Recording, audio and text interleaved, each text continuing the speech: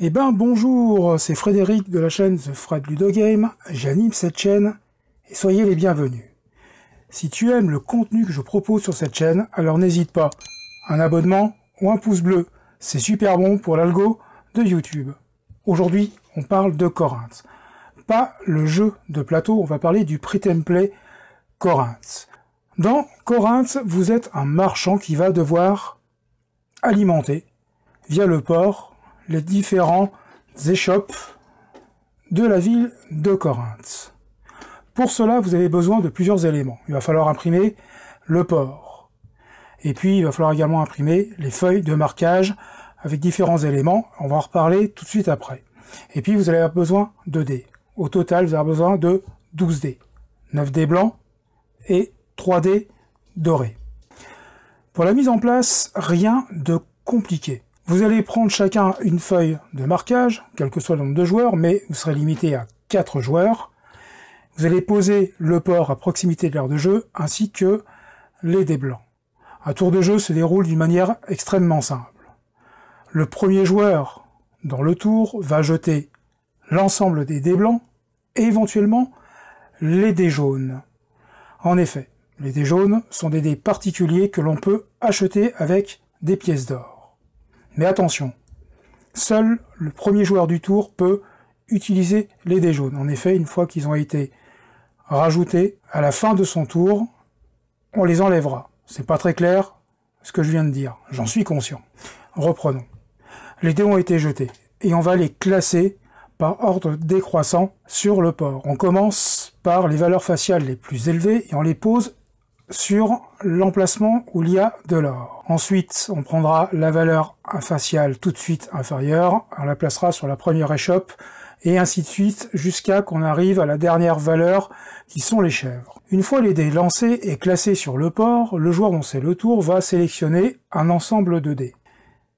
S'il choisit l'or, il rajoutera autant de pièces d'or sur la piste or de sa feuille de marquage qu'il y a de dés. Attention, on ne tient pas compte de la valeur faciale, mais uniquement du nombre de dés. Pareil pour les chèvres.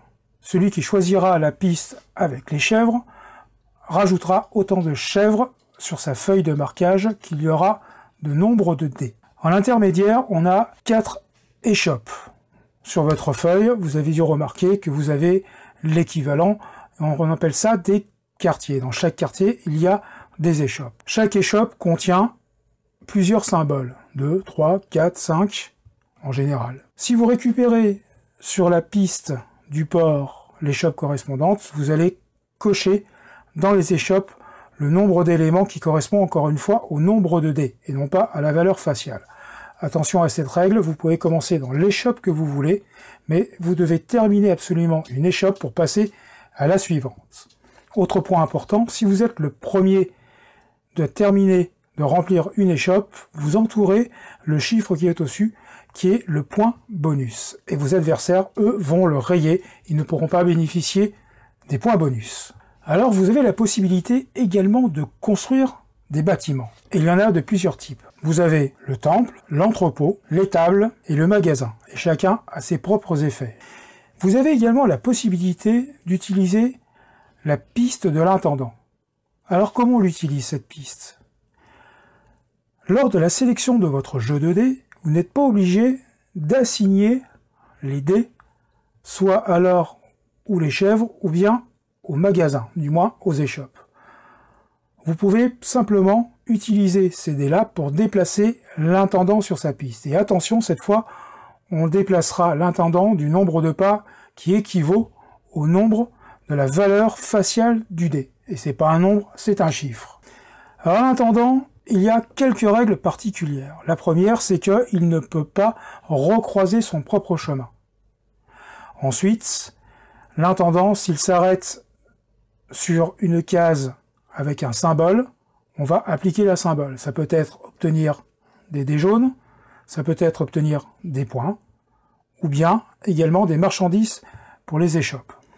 Attention, vous ne pouvez pas ajuster les pas de l'intendant. Si vous devez le déplacer de 5 cases, ou de 5 pas, vous le déplacerez de 5 pas. Le seul moyen d'ajuster le nombre de pas de l'intendant, c'est de construire le bâtiment correspondant. Ce bâtiment, c'est justement l'étable. Alors, le jeu est extrêmement rapide.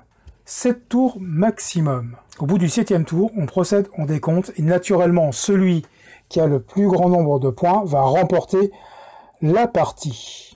Alors, j'attire votre attention sur le fait également que la règle propose un ajustement pour la variante 2 joueurs. En effet, dans ce cas-là, à 2 joueurs, le premier joueur dont c'est le tour va jouer son tour et faire sa sélection de dés et en appliquer les effets, puis ce sera au second joueur de le faire, et enfin, une nouvelle fois, au joueur. Et au tour suivant, on va inverser. Alors, une précision vis-à-vis de l'or et des chèvres. L'or et les chèvres permettent 2 choses. Dans le jeu, c'est ce qui va permettre de construire les bâtiments. Et oui, à Corinthe, pour construire un bâtiment, on n'a pas le choix. Il faut payer en or et en chèvres. Et ne me demandez pas pourquoi. Et puis, bien entendu, en fin de partie, lors du décompte final, l'or en réserve et les chèvres en réserve vont compter, pour un rapport de 2 pour 1. En effet, pour avoir 1 point, il faudra 2 chèvres ou 2 ors. Alors clairement, le jeu est vachement plus tendu quand on joue à au moins 3 ou 4 joueurs. En version duo, il est un peu plus mou. Les actions sont relativement très prévisibles de la part de l'adversaire. Ça manque un petit quelque chose. Ça se joue, mais honnêtement, la version 3 et 4 joueurs est beaucoup plus intéressante, beaucoup plus rapide et beaucoup plus tendue, clairement. Moi, c'est vraiment le best play, je le situe sur un 3-4 joueurs. Le 2 joueurs, c'est un bon moment à l'apéro, mais voilà, sans plus. Ceci dit, Corinthe, en print and play, ça reste vraiment un très bon jeu. Alors, quelques mots et un peu d'histoire. Corinthe est une ville qui existe vraiment. C'est une ville qui faisait la charnière entre la Grèce et Sparte à l'époque de l'Antiquité. Vers moins 400 avant Jésus-Christ, on comptait qu'à peu près 90 000 habitants dans cette ville. Sachez enfin que Corinthe était ce qu'on appelait une cité-État. Et ben voilà, vous savez jouer à Corinthe en print and play. Et en attendant, je vous souhaite un excellent jeu. Dites-moi ce que vous en pensez dans les commentaires, n'hésitez pas. C'est vraiment, voilà, ça m'intéresse de savoir un petit peu si vous avez joué avec ce jeu et qu'est-ce que vous en avez pensé. Moi, vraiment, je l'aime beaucoup. En revanche, je ne connais pas le jeu de plateau, mais du coup, cela a suscité mon intérêt et j'envisage très sérieusement de faire l'acquisition de ce jeu et de voir comment le print and play s'est inspiré de ce jeu. En attendant, je vous dis à très bientôt sur The Fred Ludo Games.